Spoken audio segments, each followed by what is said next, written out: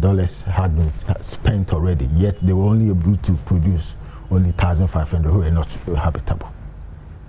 Okay. The estimates they provided for off-site infrastructure alone, we needed $46 million to provide off-site infrastructure. Now, apart from that, there are on-site works. Okay, these 1,005 units that are at various stages of completion. In fact, some had deteriorated, needed to fix some of them and all that. The estimate was that from AESL, you needed almost, it was $29 million. There is a serious sewage system there that was not fixed. That one is 8,000. So you're looking at almost $100 million. There's a serious drainage challenge, without which it will be very difficult to live there. That one is $5 million. So the on-site works alone, including some amenities which will make it possible for people to live there, like school, like because 1,500, if you put people there and you don't build a school, it will not make sense. Exactly. So when you put all that together, it was going to cost the state $140 million. $140 million to be able to revive the Saglemi affordable housing project. And even with that, look at the distance. It's more than 2.5 hours from Accra. Right. So I start with you, Dr. Theo Champong. Straight away, we have very limited time. So what can you say about what is going on? The government says because it will cost some $140 million to make the Saglemi housing project habitable. The project, it lacked proper feasibility studies, like you have heard the minister also suggest here. But those who did it said, we want to decongest Accra. If you are finding a new place, it must cost you money. And you do that, and then that begins to generate a place which is fertile for people to come in. So why are we suddenly saying, because it will cost this much, we won't proceed to complete the process? And we are launching a new project, 8,000 units in Greater Accra, Pokwase, and 6,000 units in Ashanti region, which project we are told is going to cost government $47 million, while the private entities will take up the rest of the cost. I don't know how much is the rest of the cost. Yes, Dr. Champo. Samson, thank you. I will answer that, but I beg you just give me 1 minute just to respond to Honorable's point that he made earlier. That I fundamentally agree with him when he says that it is an accounting problem. It is not just an accounting problem. It is also a legal problem and a legal issue. Because you see, the other commercial banks operate outside of the remit of the Bank of Ghana. The Bank of Ghana is a creature of statute, and there are laws and regulations that guide its actions. So even when it comes to accounting treatment and all of that, it's got to be subject to the laws that set up the Bank of Ghana. So, okay, so what can you say in 3 minutes? What can you say about the Saglemi and the new project discussion? Yeah, so Saglemi is an interesting one. What I don't get is why we often don't complete projects and we're in a rush to cut new ones, establish new ones, when these old ones can, very well do the job. It's a political economy question and imperative as well. Of course, the minister says that they need 114 million or so to get it up to scratch.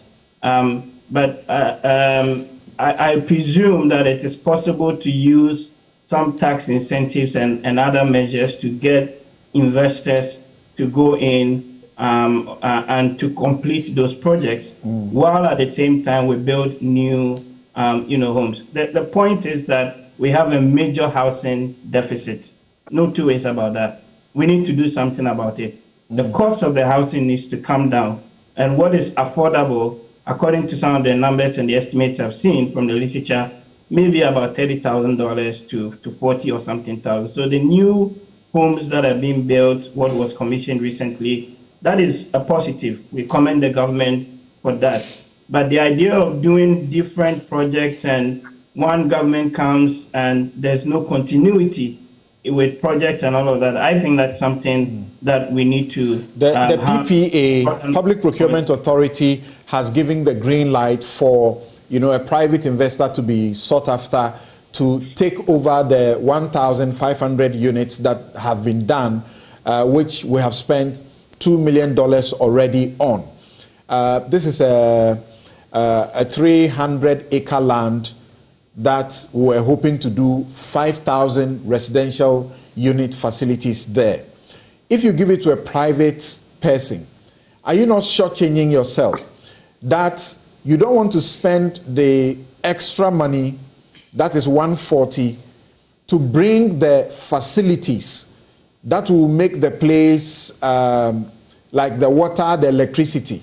If the private person is able to bring these things there, the rest of the housing to be constructed, that will obviously become very cheap because the cost would have gone down, correct? Yes, but also there's a question of innovation. So what does the private sector bring that the government does not bring in terms of technology, the financing? We're talking about a government that needs to balance its books and cut expenditure and all of that.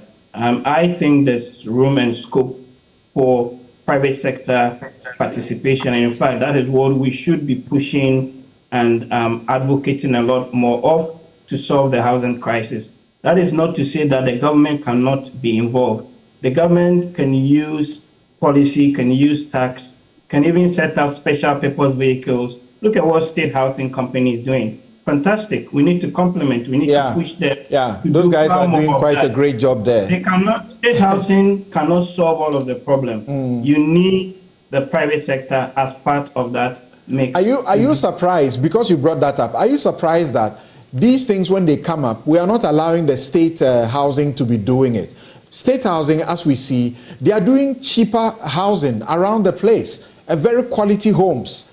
And here we are, we sink millions of dollars into some private hands when the state housing guys are doing better and cheaper homes, for Ghanaians.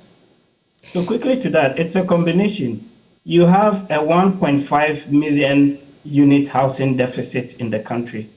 There's no way in the next 10 years that state housing can accomplish all of that, even if we decided to build, 100,000 units every year. So definitely you need the private sector in that. It's a question of what incentives do we give? One, how do we ensure that the private sector guys are building quality homes? So it's the issue of supervision, the issue of regulation, all of those things come into play. All right, thank you very much. Yes, Isaac, now it's surprising. People feel this thing, and I feel it as a citizen, that, like I mentioned in my introduction, Kufuor started affordable housing unit, NDC came, then there was initial abandonment, whatever the justification that may come.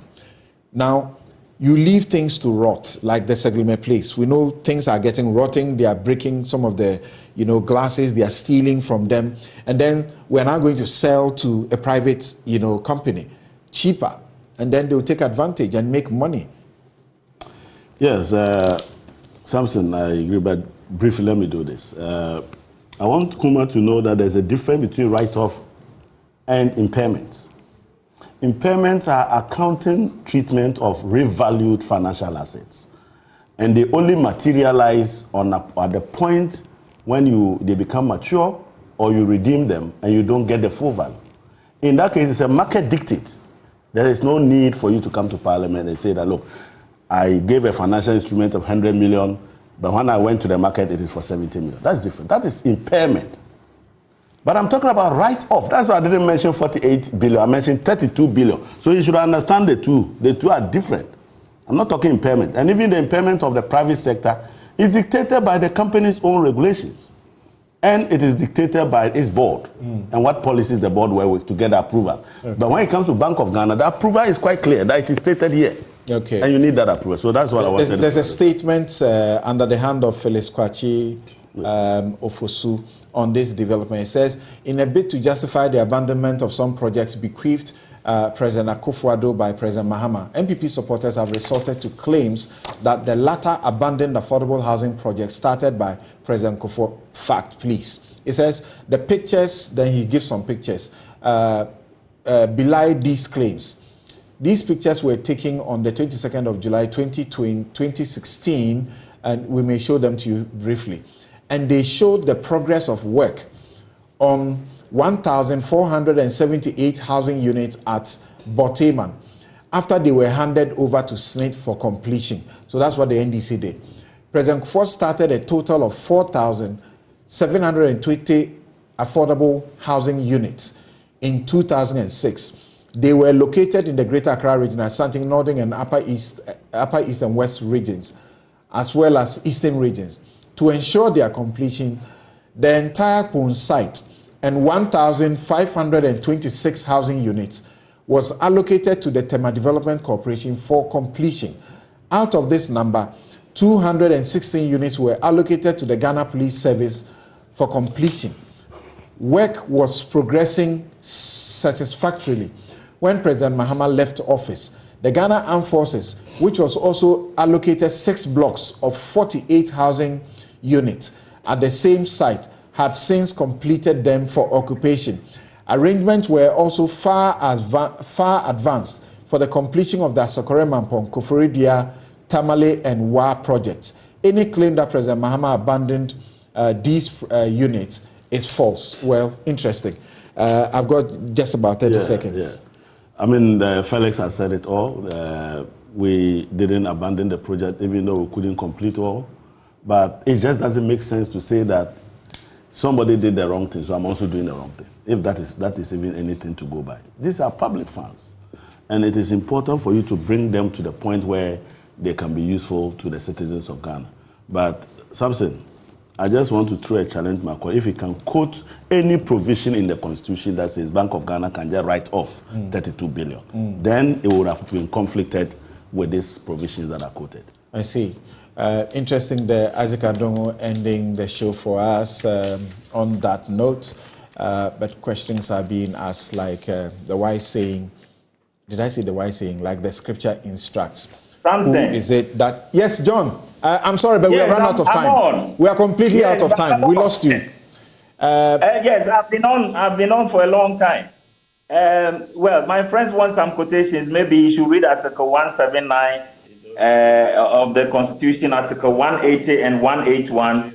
You will understand that the central bank is also positioned to take decisions in the economic interest and progress of the country. But as it may, if there are legal issues, the government always has a legal advisor, and we will look at the legal implications. Parliament is always there.